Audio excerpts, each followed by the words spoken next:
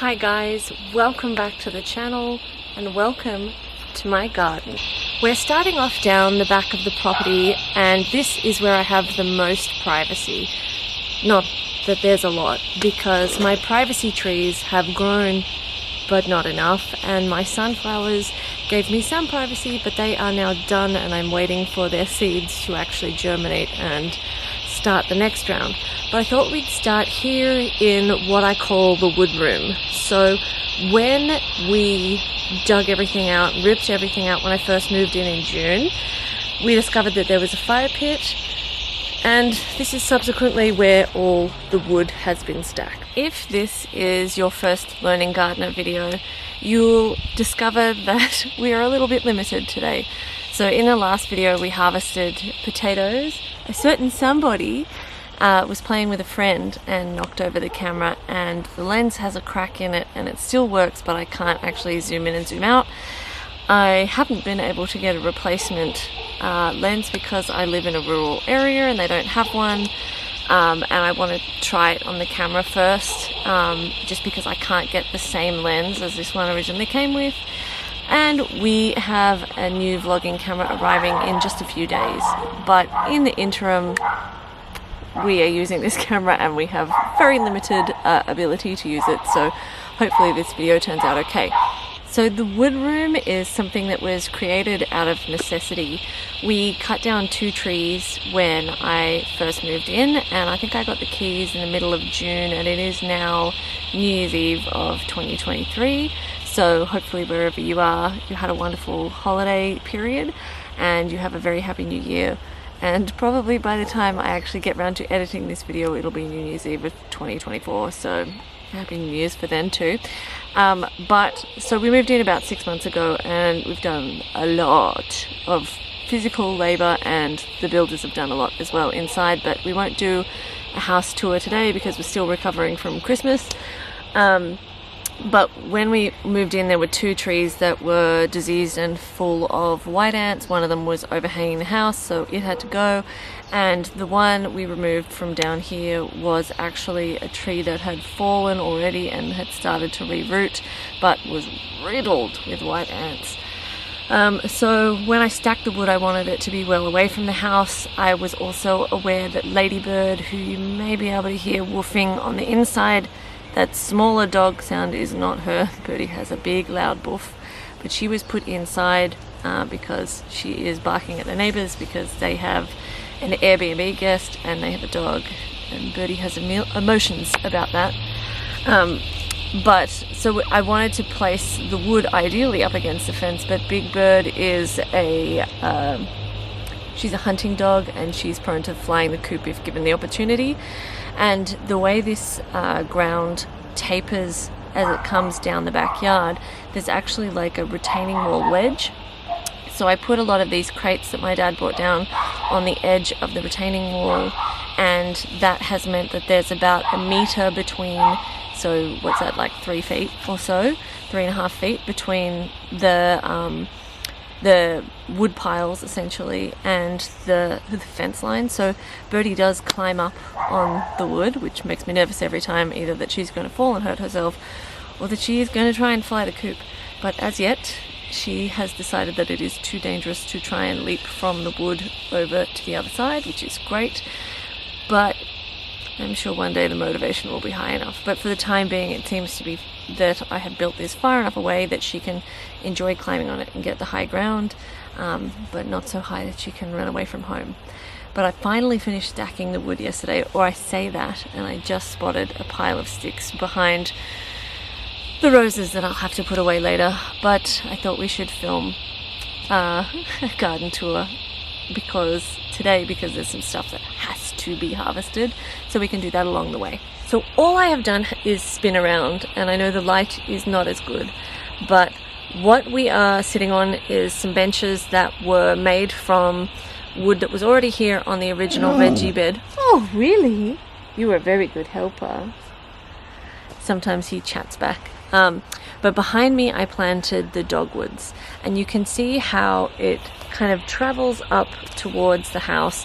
This is the shadiest area of the yard. The dogwoods are behind Raffy, so we have a We have 2 yellow ones and a red one, and in the end they got planted down here because we have had a very strange spring and early summer. The early parts of spring were ridiculously hot, and then we'd have a couple of cold days, and then full-blown summer temperatures and cold days. And if we get a little bit closer to the dogwood, what you'll see is some burnt leaves. So this guy was starting to struggle, so I just popped him in the ground, and you can see how much happier the new growth is than the old charred growth that wasn't coping in the heat that we were having in the nursery pot. Since then though, the weather has gotten even weirder. We had one day where we got 280 mils of rain in one day. So all my dahlias that were looking amazing, they've died of root rot, or if they haven't, they're on their way out, because since then we have had repeated heavy downpours, and this is actually the first day that the ground is not squelching as we walk. So we've got the dogwoods behind us and the wood room behind us as well, but right here we have an ornamental pear tree, and I have put these trees in the pots mostly where they're going to go, and just kind of left them there to see if I like them. This is going to be a big beautiful show of autumn color and spring blooms. It's going to be so beautiful, and it's grown so much, so I'm really excited.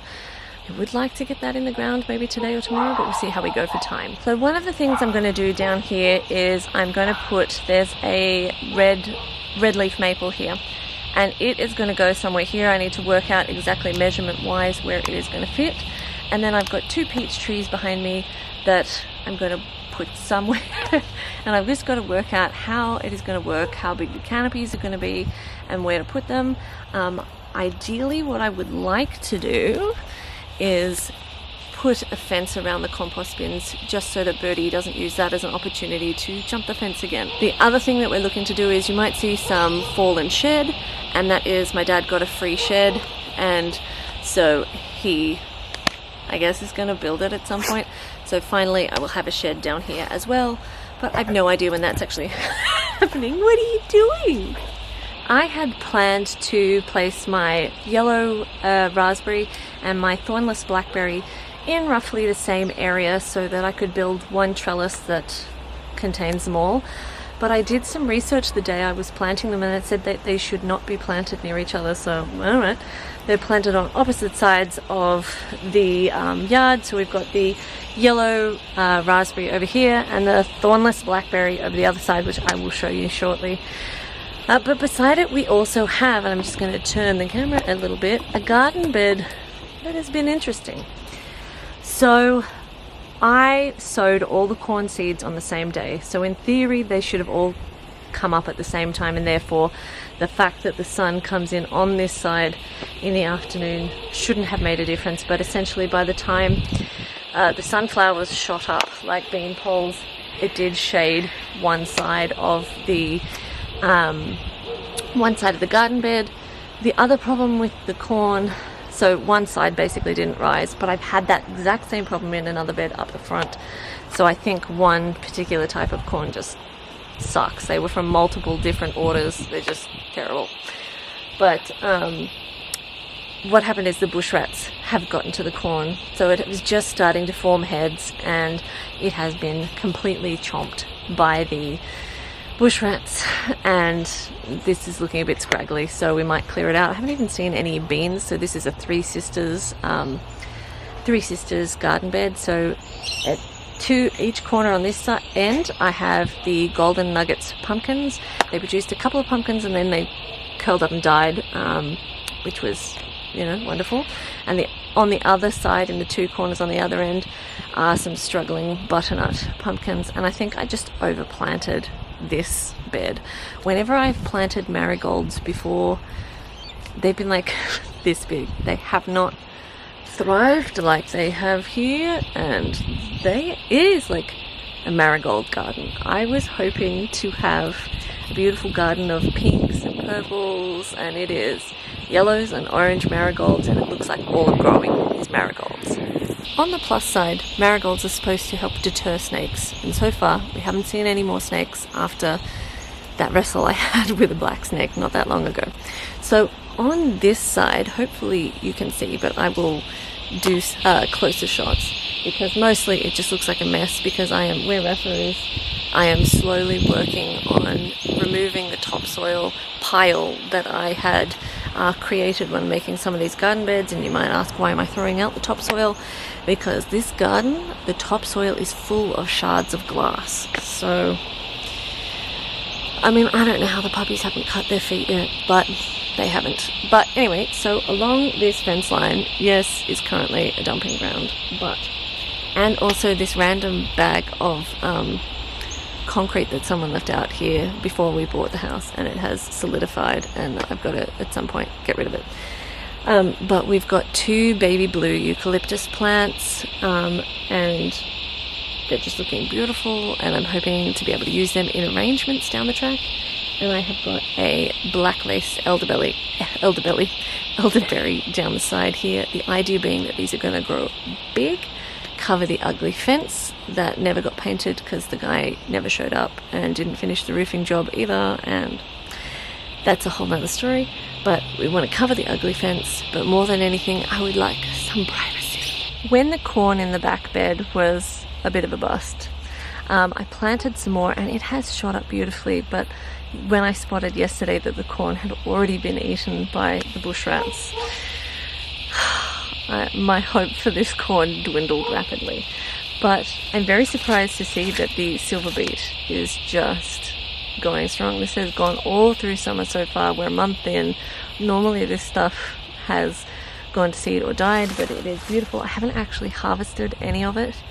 I'm not sure what to do with it now I can't have dairy, because my go-to recipe includes things I now can't eat. So I planted this garden before I had done full-blown allergy testing. I mean, I've done allergy testing a zillion times in my life, but this is like 176 foods. And anyway, but so now I can't eat wheat, coffee, chicken, dairy, eggs, crab, salmon, millet, carrots, cabbage, probably like 6,000 other things. And to be honest, I didn't eat any of the seafood to test on, so I'm probably positive with all of that as well, which is fine because I hate seafood.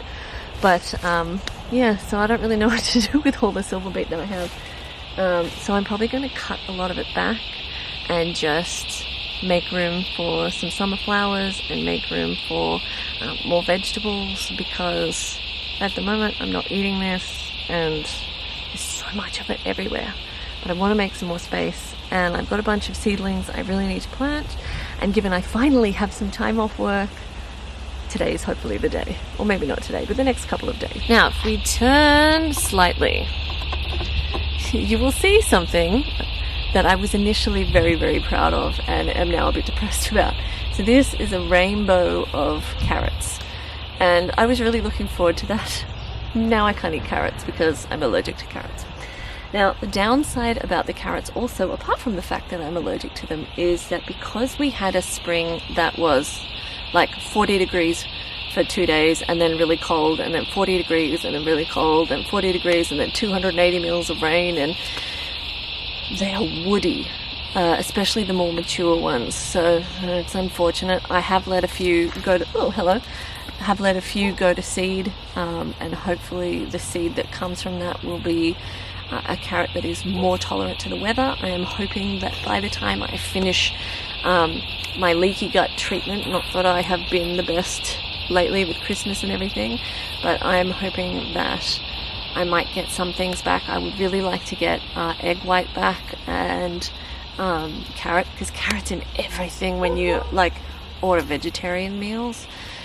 So anyway, we'll see how we go. So let's have a look at this bed. So in this bed recently I planted some Valentine tomatoes that I grew from seed, and I've also got some little, what are they called, Raffy? What have you found, big boy? You find a lizard. This is not appropriate behaviour, mister. But given I can't eat the carrots, I don't know that I can.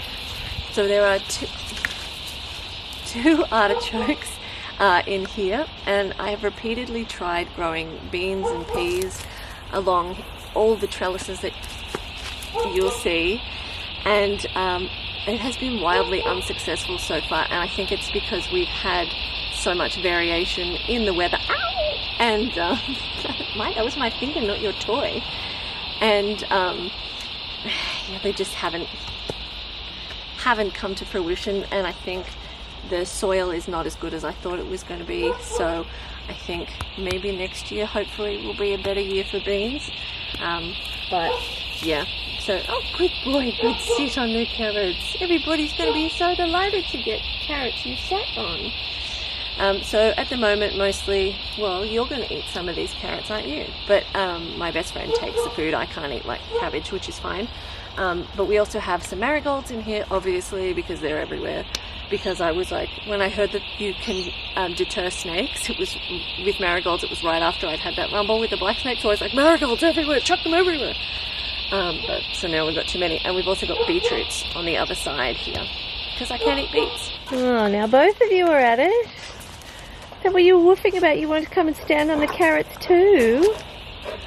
Big bird. Birdie just went straight back to barking, so she's gone back inside. Something that I'm really loving are these absolutely stunning zinnias. So normally I could take or leave zinnias, but these lime ones with the peach pink coming through the middle, they are absolutely divine. Beside the zinnias though is something I'm really bummed about. It's my fennel. It was looking so perfect, and I was planning to come out and harvest, but we had 280 mils of rain in one day, and then 40, and then 50, and it was just so wet that I wasn't really coming out and harvesting anything. And now it looks like even since last night, the fourth one has started to pop some flowers, which means that all four of the fennel that I have planted have started to go to seed, which is very unfortunate because it means I'm not going to get any fennel, but I'm going to get a lot of seed. So I don't know, maybe I will rapidly oh no, that's definitely got a flower stalk since yesterday. So that's unfortunate, but that's the way it goes. So if you, I don't know if you guys can see it from here, there is my beautiful, oh, it's a twofer. So there's two, so I might get one. So I'm going to come out with a knife later and get that for sure. But it's a bit disappointing, but I guess that's kind of the way it goes when you work out of the area and you're away for regular amounts of time and you get heavy rain. But it is what it is, so we buck up and we deal with something we have a lot of, which is scalloped squash. These are the small ones. So I did bring my trusty basket with me to collect these guys. Now I already have a a fridge full of these guys, so I need to work out what to do with them. I was planning on maybe freeze drying them, but my freeze dryer is currently not working and I am waiting for them to call me back. So good times. So now we've got a ton of scallop squash that I think what I'm going to do is shred and freeze and hope that my freeze dryer will work again. My zucchini were pumping, and then after we had all that rain they seemed to mostly kick up their toes and call it quits. So I really haven't harvested any zucchini in quite a long time. So I am very grateful to have these scallop squash plants, which I had actually only just planted as seedlings right before the rain came. Oh my god, this guy doesn't want to come off. And so they really appreciated the rainfall, and so did most of the other beds, which made me think that I haven't been watering enough. There's a limit to what I can do when I'm working and I'm not here, and I don't always have time to water. It's quite a large bed. What I've mostly been using is oyas, which you guys will have seen if you've watched some of the other videos on this channel, some of which I have not edited yet, but there's none on this bed. So this bed is chronically a dry bed, but you can see this has really appreciated the rain. So I really need to make some more oyas over the next couple of days while I have some time off and distribute them in all the beds. But so far we've got a lot of squash. Ow, scabby.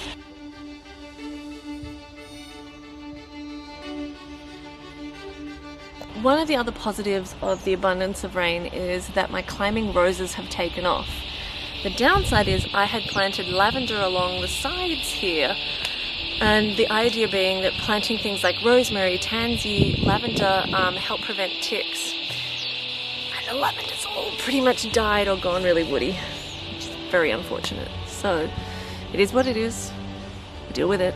We'll put something else in, maybe some zinnias. It'd be nice to have a line of zinnias.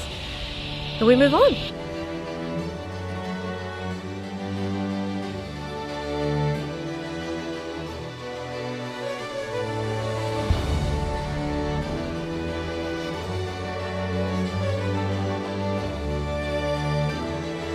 So just so you guys get to see, here's a patch of things like cherry trees, pomegranates, and Japanese maples that I need to deal with.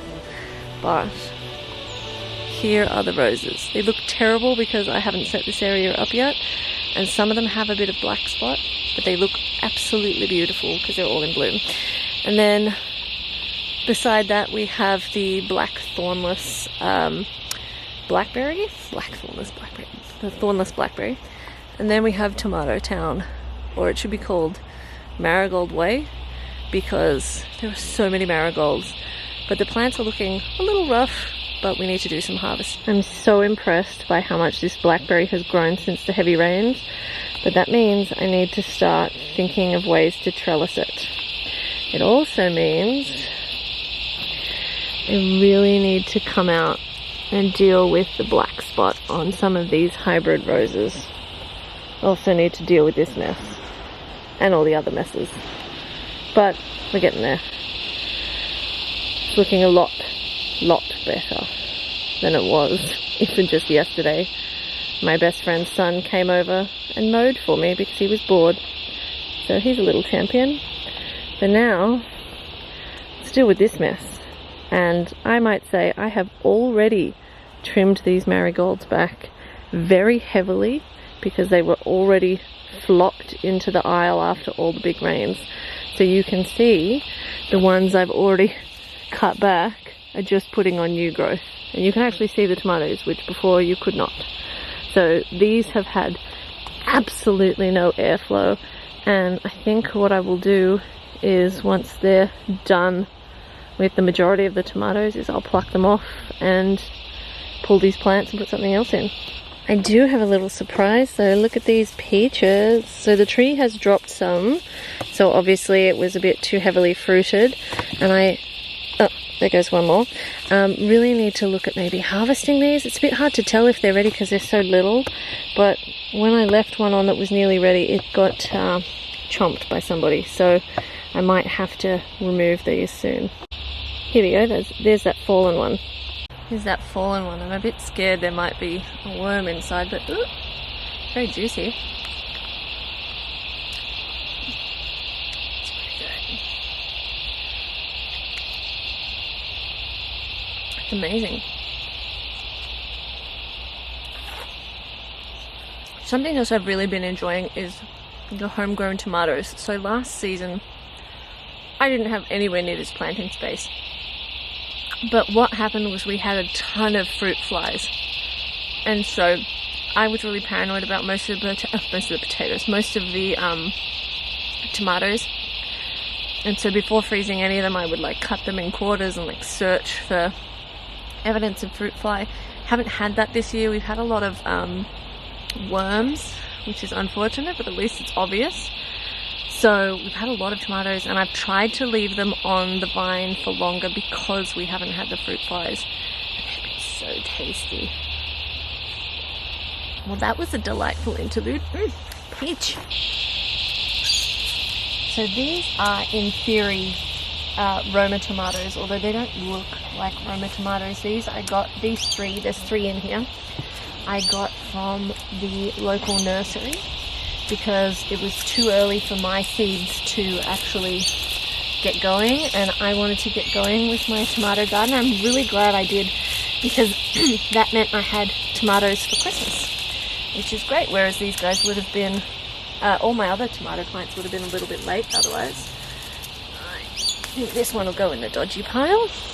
So in theory what that means is I have 7 Roma tomatoes planted, which is more than a single household needs. So my best friend who lives 3 doors down and has a family of 5 has inherited some. And then I plan to can a lot, but I've been trying to get ready for Christmas, seeing I hosted it. And there's still a lot of work to do inside, but it's a lot better than it was. And finally we've got curtains. So what that means is next door ain't looking inside all day and making weird comments anymore. So what I will do with these is freeze them as they ripen. So I've got 2 trays worth in the freezer already. A lot of the other ones I ate or gave or we used for Christmas. But they've only really just started coming into season really in the last 2 weeks, 3 weeks. And so it's exciting time. So I may end up with a stupid amount of tomatoes, and so that'll kind of determine what I try with them. I want to try and make like my own diced tomatoes and can all of those sorts of things. But we'll see how we go. First we need enough to make the effort of doing so warranted.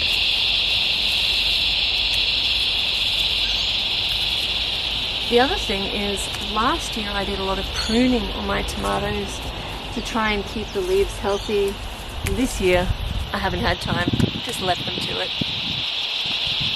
In the same bed as the possibly Roma tomatoes, I've also got some capsicums and peppers at the back. And this has been one of the garden beds I used my own homemade oyas in, and they seem to have done well, but there is something that I have learnt as a result of using my own oyas and putting them all around, is that when the garden bed is full like this, if the oyas are in the middle, you can't fill them. You can't find them. So I think what I might do is focus less on the fact that they should have a 60 centimeter spread and supply zone, and actually put them in all of the corners and just put heaps in the bed, and then that way I can access all of them throughout the summer and fill them up and keep everybody happy and watered. Because there are some oyas in here. Oh, and the capsicums go bad. That's very sad. Come here. So I just discovered the capsicum has gone bad. I don't know what's caused that, but it's not the first one.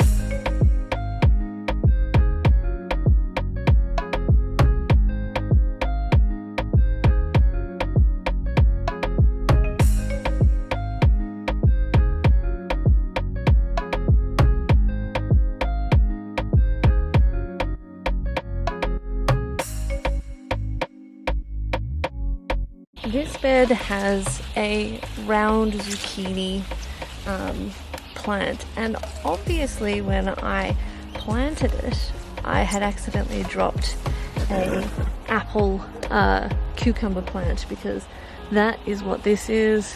But I'm totally in love with the round zucchini. They're such a novelty. I have tried and failed, but we'll try again to cap the top of the zucchini, scoop everything out, and then roast things in the middle, so it's like a stuffed pepper but a stuffed zucchini.